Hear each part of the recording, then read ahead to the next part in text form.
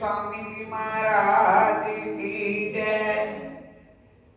सुंदरी का रूप देखकर राक्षसी शूर्पणखा आई। रूप सुंदरी का लिया, 17-18 वर्ष की सुंदरी का रूप लेकर आई। राम और लक्ष्मण को देखकर मोहित हो गई। कितने सुंदर राजकुमार हैं। शूर्पणखा ने सोचा, इसका तात्विक अर्थ भी समझने जैसा है। तुलसी जी कहते हैं भाई हो, बाप हो, पुत्र हो, पर सुंदरी किसी सुंदर पुरुष को देखे तो आकर्षित हुए बिना नहीं रहती। ना पसंद वाक्य है, पर चपाई का अर्थ ऐसा करना नहीं है। तुलसी जी कहना चाहते हैं कि स्त्री के पास भाई हो, पिता हो, पुत्र हो, तब स्त्री को मर्यादा का ख्याल रखना पड़ता है, पर सुंदर पुरुष हो तो मर्यादा का भी ख्याल नहीं रहता, वह उसकी ओर आकर्षित हो जाती है। इसका गलत अर्थ ना करे, ये सब पर लागू नहीं होता। शूर्पणखा जैसी औरत के लिए ही ऐसा कहने में आया है, इसलिए आंखें बंद करके बात नहीं मान लेना। शूर्पणखा तो मोहित हो गई, पर अब वह विचारती है कि राजकुमार भी मुझ पर मोहित हो, तभी मेरा काम बन सकता है। और ऐसा तभी बन सकता है जब मैं अपना रूप त्याग कर सुंदरी का रूप धारण करूं। अतः वह सुंदरी का रूप धारण करती है। राम लखन उस पर मोहित हो, इसलिए सुंदरी बनी। शूर्पणखा आसक्ति का रूप है। वह हमेशा मिलने जुलने का दिखावा करती है, उसमें होता कुछ नहीं है। जब भक्ति अपने स्वरूप में हो तो ऐसे उपस्थिति होती है। अरण्य कांड में दोनों पात्र मौजूद हैं। आसक्ति का प्रतीक शूर्पणखा का प्रतीक है, शबरी भक्ति का प्रतीक है।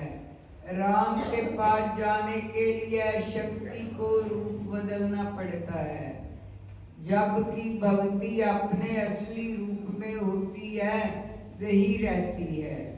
राम को स्वयं उसके पास जाना पड़ता है।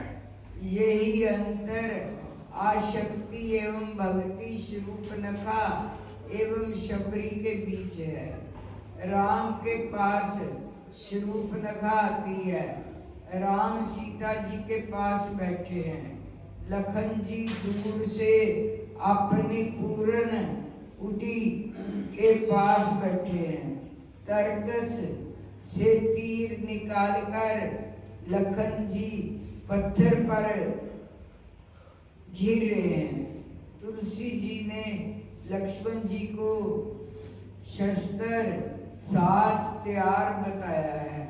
शूर्पणखा ने आकर राम जी को कहा, तुम सम पुरुष नमो सम नारी,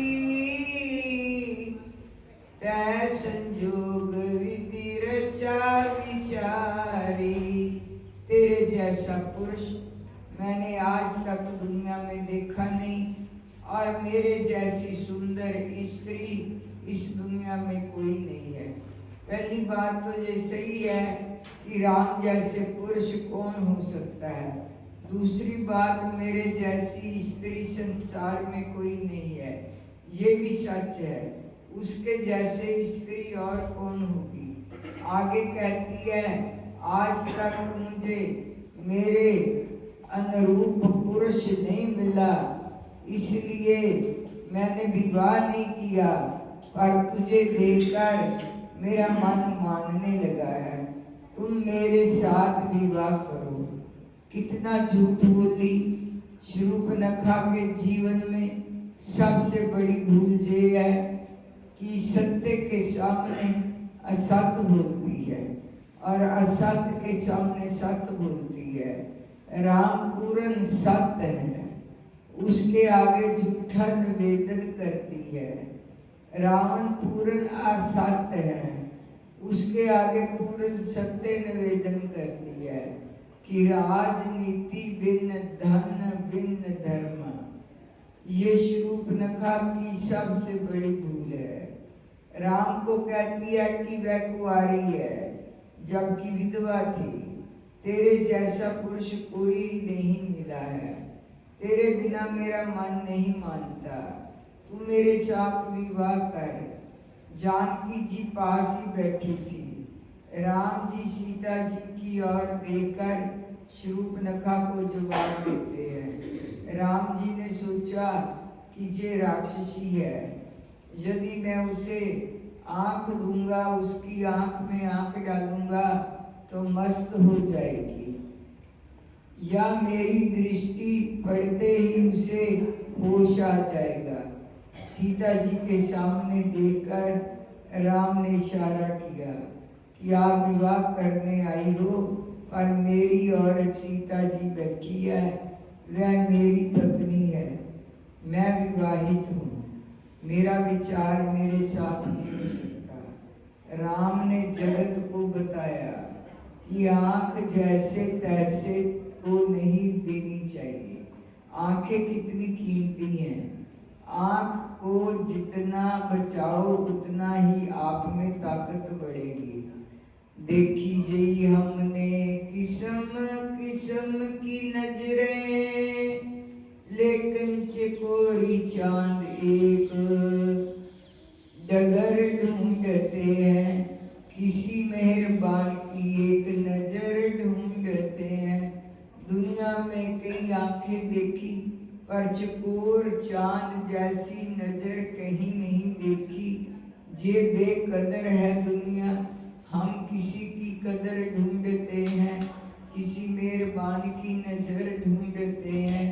तूने बनाया सारा जे चमन तुझे मुबारक, लेकिन एक पुरुष मिले ऐसा हम मुकद्दर ढूंढते हैं, किसी मेहरबान की नजर ढूंढते हैं। बोले साचे दरबार की जय, बोलो श्री स्वामी जी महाराज की जय। कार्तिक महात्म। देवगणों के ऐसे वचन सुनकर धर्मदत्त ने कहा, सब मनुष्य भगवान विष्णु की प्रसन्नता के लिए विधिवत आराधना, यज्ञ, दान, व्रत, तीर्थ तथा तप आदि करते हैं, किंतु ऐसा कोई सरल उपाय बताओ जिसके करने से इन सब का फल प्राप्त हो। तब गणों ने कहा, हे द्विज श्रेष्ठ, आपका प्रश्न बड़ा श्रेष्ठ है। हम आपको भगवान विष्णु को शीघ्र प्रसन्न करने का उपाय बताते हैं। हम इतिहास सहत प्राचीन वृत्तांत सुनाते हैं, सावधानी से सुनो। प्राचीन काल में कांचीपुरी में चोल नामक चक्रवर्ती राजा राज्य करता था। उसी के नाम से उसके देश का नाम भी चोल देश ही प्रसिद्ध था। राजा चोल के राज्य में कोई भी प्राणी दरिद्र, दुखी, पापी व रोगी न था। ये सब राजा के यज्ञ करने का प्रभाव था। ताम्रपर्णी नदी के दोनों किनारों पर सोने के यज्ञ स्तंभ सुशोभित थे। हे द्विजवर, एक दिन वह राजा भगवान विष्णु के पास गया। भगवान उस समय शेषशय्या पर योग निद्रावश सो रहे थे।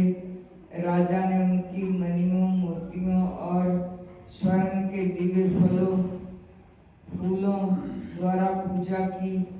वह साष्टांग प्रणाम करके भगवान के चरणों के पास भी बैठ गया। थोड़ी देर के बाद राजा ने अपनी नगरी कांचीपुरी के ब्राह्मण विष्णुदत्त को वहां आते हुए देखा। विष्णुदास भगवान जी की पूजा के लिए तुलसी दल जल लिए था। विष्णुदास ने कहा, आकर भगवान को विष्णु सुकृत मंत्रों द्वारा स्नान करवाकर मच्छरी तथा दलों से उनका विधि पूर्वक पूजन किया। विष्णुदास के चढ़ाए हुए दलों से राजा के चढ़ाए हुए मणि मोती का स्वर्ण के फूल ढक गए।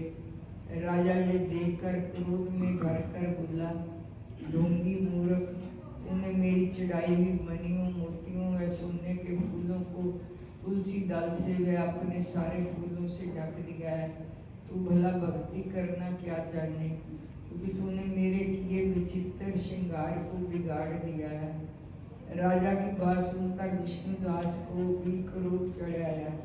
वह राजा के गौरव को तुच्छ समझकर कहने लगा, हे राजन, तुम भक्ति करना नहीं जानते, तुमको अपने धन का घमंड है। बताओ, राजा से पहले तुमने भगवान के कितने व्रत किए हैं? देवगण ने कहा, ब्राह्मण के ऐसे वचन सुनकर राजा ने घमंड से हंसकर कहा, हे विप्र, भगवान की भक्ति के अभिमान से यदि तू ऐसी बात कह रहा है तो मैं पूछता हूँ, तेरे जैसे भीख मंगे ब्राह्मण में भगवान की भक्ति ही कितनी है? क्योंकि तुमने आज तक भगवान की प्रसन्नता के लिए कुछ भी नहीं किया, ना तो कोई मंदिर ही बनवाया। तुम भला इस प्रकार की भक्ति का जैसी कि तुम कर रहे हो क्या गर्व कर सकते हो?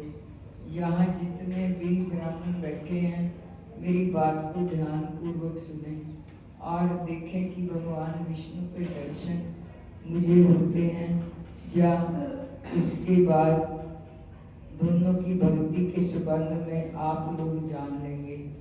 देवगणों ने कहा। ऐसा कहकर राजा अपने महल में चला गया। वहां जाकर उसने अपने पुरोहित मुदगल को आचार्य बनाकर विष्णु यज्ञ आरंभ किया। उसने उस यज्ञ में अनेक ऋषि महर्षियों को बुलाया, उनको बहुत सा अनाज और नगदी आदि दक्षिणा दी। उधर विष्णुदास भी अपने मंदिर में ही रहकर भगवान की प्रसन्नता के लिए व्रत करने लगा। उसने मात्र माघ तथा कार्तिक मास के व्रत किए, तुलसी के वन का और एकादशी को भगवान विष्णु के 12 अक्षर मंत्र का जाप किया। वह भगवान को प्रसन्न करने के लिए गीत गाता रहा, वह नृत्य करता रहा, नृत्य प्रति व्रत करता था, भूमि पर सोता, हर समय भगवान को प्रसन्न करने के लिए माघ तथा कार्तिक के व्रत भी किए और उन व्रतों के नियमों का पालन भी किया और उद्यापन भी किया।